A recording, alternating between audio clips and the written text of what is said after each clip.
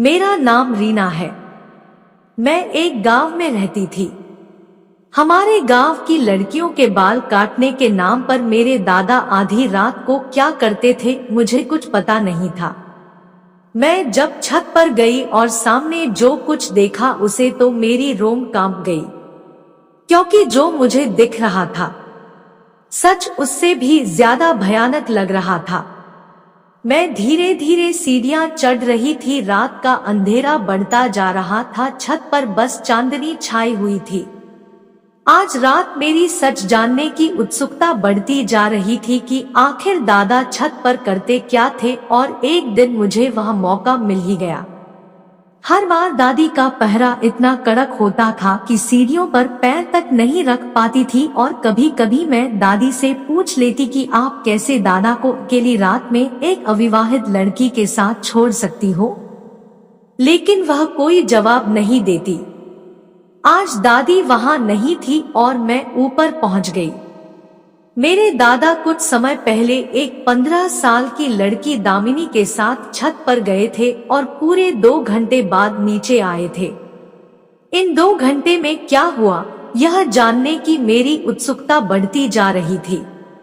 मेरे दादा के पास पैसे की कमी नहीं थी, लेकिन उनका काम और काम करने के तरीके से मैं हैरान थी, और आज रात मुझे यही जानना था कि दादा सिर्फ जवान लड़कियों के ही छत पर बाल क्यों काटते हैं, वह भी आधी रात को।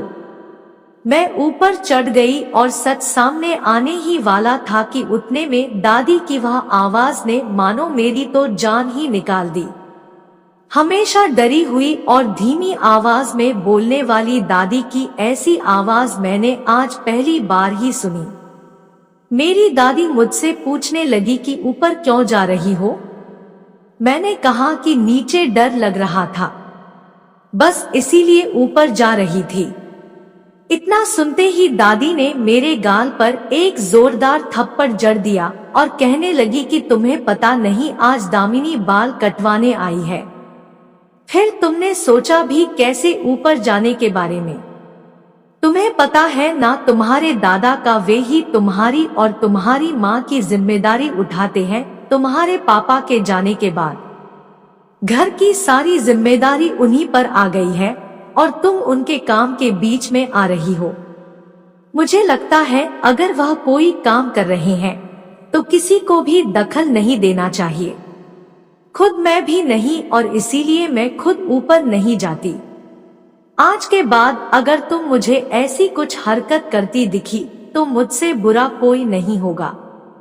दादी की बात सुनकर मैं डर गई और माफी मांगकर चुपचाप अपने कमरे में चली गई। कमरे में आने के बाद मेरे दिमाग में एक ही बात चल रही थी कि आखिर दादा को इतने एकांत की जरूरत ही क्या है। वह किस तरह बाल काटते हैं कि कोई तीसरा व्यक्ति वहां नहीं जा सकता। और भी नाई की दुकान है जो 15 मिनट में ही बाल काट देते हैं। उन्हें तो किसी प्रकार का भी एकांत नहीं चाहिए होता है, और ना ही किसी आने जाने वाले से उन्हें कोई दिक्कत होती है। लेकिन मेरे दादा पता नहीं किस प्रकार के नाई थे। दूसरों के दादा अपनी पोती को लाड प्यार करते हैं और मेरे दादा मुझ पर बंधन लगाते। हर बात के लिए मुझे वे बस इतना ही कहते कि तुम्हारे पिता नहीं हैं, अब तुम मेरी जिम्मेदारी हो। मैं सिर्फ 10 साल की थी। इतनी छोटी होने के बावजूद उनकी इजाजत के बिना मेरा घर से निकलना भी मना था। स्कूल तक छोड़ने का काम भी दादा ही करते थे। कभी कभी तो लगता कि इस घर से कहीं भाग जाऊं, क्योंकि बाल काटने का काम इतना विचित्र था कि मुझे घुटन सी महसूस होती थी। मेरे दादा महीने में 1-2 लड़कियों के ही बाल काटते थे, और वह भी छत पर, और बाकी समय वह मुझ पर ध्यान देने में लगा देते। मेरे पापा बहुत जल्दी हमें छोड़कर चले गए थे और सारी जिम्मेदारी दादा पर आ गई थी, और इसीलिए मुझ पर दादा अपना हक जमाते थे। हम सब एक ही घर में रहते थे, पर पता नहीं क्यों दादी बहुत डरी डरी सी रहती थी। मेरी माँ एक खुश मिजाज और साफ दिल की औरत थी और वह दादा से बोलने में भी डरती नहीं थी, और दूसरी तरफ दादी की जान निकलती थी दादा से बात करने में, और वह जो कहता बस सर हिलाकर हाँ कहकर चुप बैठ जाती। जैसे जैसे मैं बड़ी हो रही थी तो मुझे समझ में आ रहा था कि मेरे दादा क्या काम करते हैं। मुझे बड़ी हैरानी होती क्योंकि मेरे दादा पुरुष होकर भी पुरुषों के बाल नहीं काटते थे, और बस तभी से मेरे मन में उत्सुकता बढ़ गई थी कि यह ऐसा क्यों करते हैं। जब वह लड़कियों के बाल काटते तो रह रह कर मेरे मन में उथल पुथल होने लगती। मैं बार बार खुद को दूसरे ख्यालों में उलझाती, पर मेरा मन बस दादा के काम पर ही अटका रहता। गांव में किसी भी लड़की के बाल काटते, वह लड़की और ज्यादा सुंदर हो जाती और उसका नसीब भी चमक उठता, और सबसे बड़ी बात उसे लड़की की शादी भी अच्छी जगह होती। इसलिए लोग हंसी खुशी अपनी लड़की दादा के पास भेज देते ताकि उनकी लड़की की भी किस्मत बदले। लेकिन दादा के पास भेजने से किस्मत कैसे बदलेगी, यह मेरी समझ से परे था, और वह भी आधी रात अकेले। मैंने कई बार सच्चाई जानने की कोशिश की कि आखिर बात क्या है, पर जैसे ही दादा छत पर जाने लगते दादी पहरा देने लगती और किसी को भी ऊपर नहीं जाने देती। मेरी सहेली अंजू को भी दूसरी लड़कियों की तरह ही मेरे दादा के पास लाया गया, और मैं यह जानकर खुश थी। मैं सोचने लगी कि दूसरे दिन उससे सब कुछ पूछूंगी, पर दूसरे दिन जब वह स्कूल आई तो वह एकदम चुप थी। मैंने उससे पूछा भी पर उसने कोई जवाब नहीं दिया और जाकर चुपचाप क्लास में बैठ गई। मैं सोचने लगी कि इतना बोलने वाली अंजू को अचानक क्या हो गया। घर आकर जब मैंने माँ से कहा तो माँ कहने लगी कि शायद उसकी माँ ने मना किया होगा। अब तो उसके सिर पर बाल भी नहीं है, हो सकता है सब उसे चिढ़ाते हो, शायद इसलिए वह शर्मा गई हो। माँ की बात सुनकर मैं चुप हो गई। सच में 14 साल की अंजू बहुत विचित्र दिख रही थी और क्लास के बच्चे उसे हमेशा चिढ़ाते रहते थे, इसलिए वह शर्मा कर चुप बैठ जाती। लेकिन उसके चुप बैठने के पीछे की असली वजह क्या थी यह मुझे पता नहीं चल पा रही थी। दिन ऐसे ही बीते गए और मैं कोशिश में लगी रही सच्चाई जानने की, लेकिन हर बार दादी मुझे रोक देती और माँ भी मुझे बहुत सुनाती। तुम्हारे दादा के काम में दखल मत डाला करो, तुम्हारे पिता की मृत्यु के बाद उन्होंने ही हमें संभालना है। अगर वह तुम्हें चिल्लाते हैं तो तुम्हारे भले के लिए ही होगा। शुरू शुरू में तो मुझे माँ की बातें समझ नहीं आती थी, लेकिन बाद में समझने लगी थी कि माँ एक विधवा थी और हमें किसी और का सहारा भी नहीं था। मेरे नाना नानी भी इस दुनिया में नहीं थे और मामा लोग सभी दूसरे शहर में रहते थे। उन्होंने तो कभी पलट कर भी हमारी तरफ नहीं देखा। ऐसे समय में दादा ही हमारा एकमात्र सहारा थे। उन्होंने कभी भी हमारे किसी भी खर्च में रोक टोक नहीं लगाई। दादी को भी एक साथ रहने में कोई दिक्कत नहीं थी। मैं भी मान लेती थी कि अगर हमें दादा का सहारा नहीं होता तो हम इस गांव में किस तरह अपना गुजर बसर करते। अब मैं दादा के काम में कोई बांधा पैदा नहीं करूंगी। मैं अब आगे से छत पर जाने का विचार ही छोड़ दिया था। मैं सोचने लगी कि अगर दादी ने मेरी शिकायत दादा से कर दी तो मैं और माँ कहाँ जाएंगे। अब दादा का काम पहले की तरह चल रहा था। कभी 1 महीने में या फिर 1.5 महीने में एक न एक लड़की आती ही थी और दादा के साथ छत पर चुपचाप चली जाती और उसकी अवस्था बहुत विचित्र होती थी। एक रात मैं पानी पीने उठी तो दादा मुझे नीचे उतरते दिखे। उनका रूप बहुत विचित्र दिख रहा था। उनकी सांसें फूल रही थी, मानो बहुत थके हुए हो। वह हमेशा काली धोती पहनकर छत पर लड़कियों के बाल काटने जाते थे। नीचे आते हुए उनके पैर कम कंपा रहे थे और उनका चलना भी कठिन हो रहा था। और तभी मुझे याद आया कि जब वह बाल काटते तो दूसरे दिन अपने आप को कमरे में बंद कर लेते थे। यह सब मैं छुप कर देख रही थी। दूसरे दिन दादी कमरे से बाहर आई, लेकिन दादा अभी तक कमरे में ही थे। स्कूल की छुट्टी होने के कारण आज उन्हें मेरी भी परवाह नहीं थी और मेरी माँ भी किसी रिश्तेदार के घर गई हुई थी। घर का काम निपटा कर मैं किचन में गई तो देखा दादी अपने आंचल से मुंह ढक कर रोए जा रही थी। मैंने दादी को पहली बार ही रोते हुए देखा था। मैं दौड़ते हुए दादी के पास गई और कहने लगी, क्या हुआ? यह सुनते ही दादी ने अपने आंसू पोंछे और कहने लगी, नहीं पगली, कुछ नहीं हुआ, बोलो कुछ चाहिए क्या? दादी रो रही थी, इतना मुझे पता था। इस बात ने मुझे और ज्यादा चिंतित और बेचैन कर दिया था। आखिर बात क्या थी?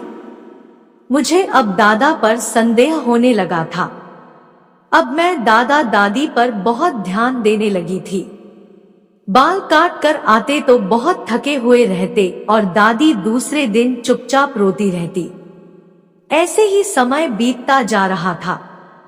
अब मैं 16 साल की हो गई थी। माँ ने मेरे माथे को चुम्मा और कहने लगी कि मुझे भी तुम्हारी किस्मत और लड़कियों की तरह तुम्हारे दादा के हाथों से चमकते देखनी है। यह सुनते ही मानो मेरी जान मेरे गले में ही अटक गई हो। माँ मुझे दादा के पास भेजने वाली है बाल कटवाने के लिए। उम्र के 16वें साल गंजा होना बहुत ही शर्म की बात होने वाली थी मेरे लिए। मैंने अपनी माँ के सामने हाथ जोड़े और कहने लगी कि माँ, चाहे कुछ भी हो जाए पर मेरे बाल मत कटवाना। यह सुनते ही माँ मुझ पर जोर से चिल्लाई और कहा कि तुमने देखा है कैसे लड़कियों की किस्मत बदल गई है, जिनके भी बाल तुम्हारा दादा ने काटे हैं। उनकी शादी कुछ ही दिनों में धूमधाम से और बड़े घर में हुई है। अगर उन्हें उनके काम का इतना फायदा हो सकता है तो हम तो घर के ही हैं ना। मैंने नाहा कहा पर माँ ने दादा को बुलाकर कहा कि आज रात आपको अपनी पोती के बाल काटने हैं। यह सुनते ही दादा के चेहरे का रंग ही उड़ गया और कहने लगे कि क्या वह बड़ी हो गई है? इस पर माँ ने कहा कि हाँ, रीना पूरी तरह बड़ी हो गई है और अब उसकी शादी किसी अच्छे से घर में कर देंगे और अगर आप उसके बालों को हाथ लगा दोगे तो क्या पता उसकी किस्मत चमक उठे। माँ ने मुझे दादा के साथ छत पर भेज दिया। वहां जाकर मैंने दादा से हाथ जोड़कर कहा कि मुझे गंजा मत बनाओ, सब मुझ पर हंसेंगे। दादा मेरे सामने काली धोती पहनकर काफी देर तक बैठे रहे। वह पता नहीं किस सोच में डूबे थे। उसके बाद दादा मेरे पास आए, तब तो मानो मेरी जान ही निकल गई हो। दादा ने मेरे सर पर हाथ फेरा और मुझे गले से लगा लिया। मुझे लगा कि वह रो रहे हैं। मैंने उन्हें सहारा दिया और बिठाया और उनके आंसू पूछे और पूछा, क्या हुआ दादा, आप रो क्यों रहे हो? इस पर वह कहने लगे कि मैं तुम्हारे बाल नहीं काट सकता। तुम मेरी पोती हो, मेरे घर की इज्जत हो। तुम नीचे जाओ और माँ से कह दो कि हम तुम्हारे बाल नहीं काट सकते। मेरी तो कुछ समझ नहीं आ रहा था। मैंने नीचे जाकर माँ को सब बता दिया। माँ सीधे ही दादा के कमरे की तरफ गई। देखा तो दादा दादी के पैरों में पड़े हुए थे और उनसे माफी मांग रहे थे। दादी भी रोए जा रही थी। माँ और मुझे कुछ समझ नहीं आ रहा था कि हो क्या रहा है। फिर दादा ने जो सच बताया उसे सुनकर तो हमारे होश ही उड़ गए। दादा रोते रोते बता रहे थे कि इस बात को काफी साल बीत चुके थे। दादा गांव के मुखिया के विशेष नाई थे और सिर्फ उन्हीं के बाल काटते थे।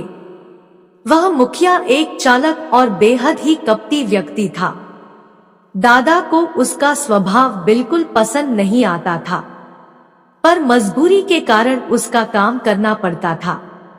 एक दिन उस मुखिया ने दादा को नौकरी से निकालकर एक नई नौकरी दे दी और सारे गांव में एक अफवाह फैला दी कि दादा के हाथ में जादू है और जो कोई अपनी बेटी के बाल इससे कटवाएगा तो उसकी किस्मत चमक जाएगी, उसकी शादी किसी बड़े घर में हो जाएगी।